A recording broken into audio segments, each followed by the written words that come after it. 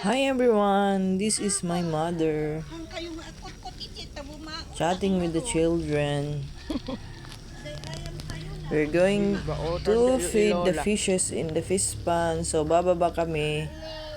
Ayan o, nauna na si mother. Papakainin namin yung mga isda dun sa fish pan sa baba. May maliit kasi siyang fish pan. Tapos nilagyan ng fingerlings. Para pag lumaki, pang ulam-ulam lang. Ayan na, pababa na kami. Oops! Ayan na yung maliit na fish pan, nakarating na kami. Yan o, may water lily.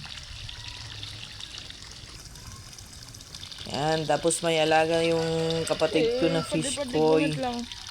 Pero konti na lang daw natira. Kasi noong malakas yung ulan, umapaw yung tubig.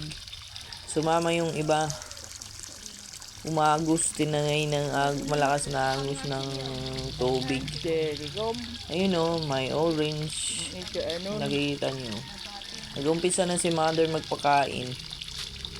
At yung fish ko yung nakikita kasi yung mga isda. Anong tawag dyan sa ano? Ano bang ano-ano na yan? Yung tubig kasi hindi clear, kaya ganyan. Hindi mo kita yung mga isda. Yung fish koi lang makikita mo. Gaya yan, no? Yan, tapos yung source of tubig niya, galing din dun sa bundok. Dapat lagi may tubig yan kahit konti para hindi matuyo. Hope sa susunod kong pag-uwi may malalaki na dyan para mangunguha ko. Ako mismo manguha. Pagkita ko sa inyo guys. Ayan. Thank you po sa panonood. Next time ulit.